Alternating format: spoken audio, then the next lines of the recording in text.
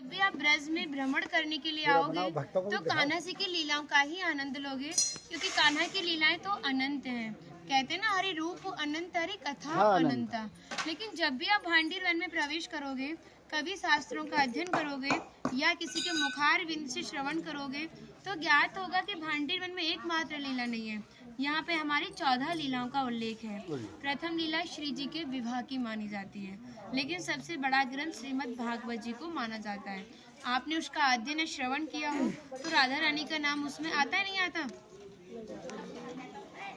श्रीमद् भागवत में नहीं आता। नहीं आता, बिल्कुल नहीं आता, क्योंकि सुखदेव जी राधा रानी को परम गुरु मानते थे। जब राधा रानी का नाम ही श्रीमद् भागवत जी में नहीं दिया तो विवाह का उल्लेख कैसे हो सकता है? लेकिन श्रीमद् भागवत जी को छोड़ के 12 ग्रंथ ऐसे हैं जो हमारी लाडली जी के विवाह का उल्लेख करते हैं। लेकिन जिस भांडीर वट के नीचे आप खड़े हो, इसका श्रीमद् भागवत जी के 10वें स्कंद के 18वें अध्याय में 22वां श्लोक कि बृहंतो बाहि मानस्य 4 यंत्रस्य गोदनम भांडीरकम नाम बटम जम्बू कृष्णम प्रोग्राम, यानी वृक्ष द्वापर युग में बहुत विशाल था, 4 योजनों में फैला हुआ था। इसकी जो सीमा थी वो 15 किलोमीटर में थी, तो इसको पंचकोशीय वृक्ष के नाम से भी जानते थे। कान्हा जी इन्हीं की शाखाओं पर चढ़ के यमुना मैया को आर पार किया करते थे। मान्यता है कान्हा जी की जो 9 लाख गाय थी दोपहर के समय इसी वृक्ष के नीचे बैठ के विश्राम करती थी। तो माता जो भी माखन मिर्ची रोटी इत्यादि प्रसादों में रख देती थी, सभी ग्वाल वाल एकत्रित होकर दोपहर का भोजन करते थे।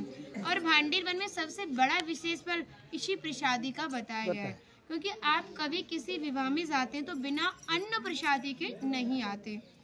आप तो लाडली जी के विवाह स्थल ही आए हो। यहाँ पर जो दुर्वासा मुनि थे, जो दूब घास होती है उसी का रसपान करते थे।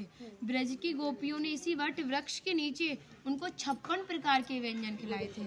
यहाँ पर राधा कृष्ण में मल्ल युद्ध हुआ था, उसमें ये तय था कि जो भी हारेगा उसको भंडारा करना होगा। तो जब हमारे कान्हा जी हार गए थे तो ग्वाल वालों के साथ मिलके यहाँ पे भंडारा किया, उसी के नाम पर इसका नाम भांडीर वन पड़ा। यहाँ पर ब्राह्मण पत्नियों ने भी कान्हा जी को भोजन प्रसादी खिलाई है, और ठाकुर जी ने ब्रजवासियों से ये टुकड़े मांग के पाए थे, तभी नाम दिया था इसका मधुकरी। मांग के पाना मतलब मधुकरी। तभी शास्त्रों में ब्रजवासियों को अपना हृदय बताया और कहा कि जब तक ब्रजवासी की कृपा नहीं होगी, ठाकुर जी की कृपा बहुत दूर की बात है। यानी सर्वप्रथम ब्रजवासी की कृपा होना बहुत जरूरी है, जब ही हमारे ठाकुर जी हमारे ऊपर कृपा करते हैं। हमारी राधा रानी ने स्कंद पुराण में इस स्थान के बारे में ये कहा था कि जो भी गुप्त वृंदावन आएगा वो मोक्ष को प्राप्त होगा।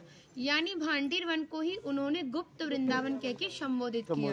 तो कान्हा बोले, तुम इतनी बड़ी बात को कह रही हो, लोग पाप करेंगे और सीधे दौड़े भांडीर वन चले जाएंगे, क्योंकि आपने तो मोक्ष धाम ही भांडीर वन को कह दिया।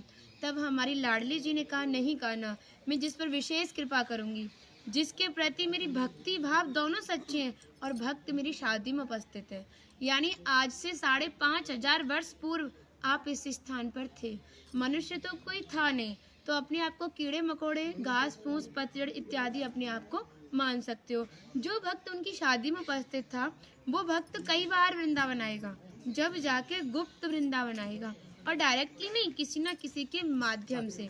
इस स्थान तक पहुंचने के लिए माध्यम का होना बहुत जरूरी है, और सारा श्रेय भी माध्यम को जाता है, क्योंकि माध्यम ही हमें ऐसे दिव्य स्थान पर पहुंचाता है। और जो भी भक्त भांडीर वन में प्रवेश करेगा, प्रवेश करने से जो कान्हा ने 14 लीला भांडीर वन के अंदर की हैं, उनके दर्शन मात्र का फल प्राप्त होगा।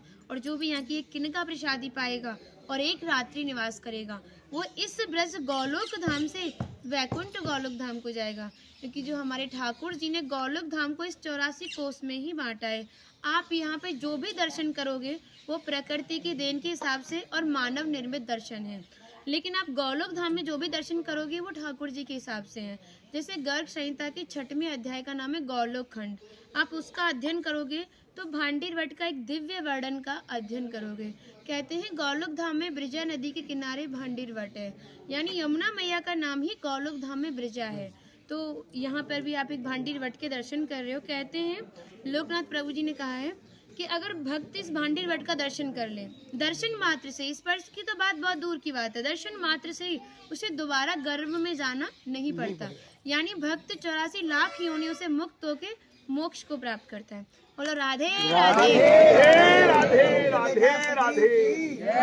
इनका माता जी का नाम है इंदुलेखा, जो भगवान की राधा रानी की 8 सखियां थी उनमें से एक है ना। और मन नहीं कर रहा कितनी तारीफ करे, वो है नहीं इसलिए बोल नहीं रही, कृपा कारण स्टार्ट कर दिया। हम सब केवल बाजरे की रोटी खिला रही हो, तुम सच में राधा रानी हो। और ऐसा आशीर्वाद दो हम सबको, सच में ऐसा आशीर्वाद दो कि हमारी मैया भी, हमारी सब माताएं भी थोड़ा थोड़ा जिनसे ये मिलें। देखिए भक्ति का स्तर है, एक इतना बड़ा एक इतना है, तो इनको जो इनसे छोटी भक्ति में ने, ये भी उनको कुछ ऐसी बातें बता के भगवान की ओर आकर्षित करें। सबको ऐसा आशीर्वाद दो। आप ब्रजवासी हो इसलिए सक्षम हो, दे सकती हो। भक्ति बढ़े और ब्रज में वास मिले।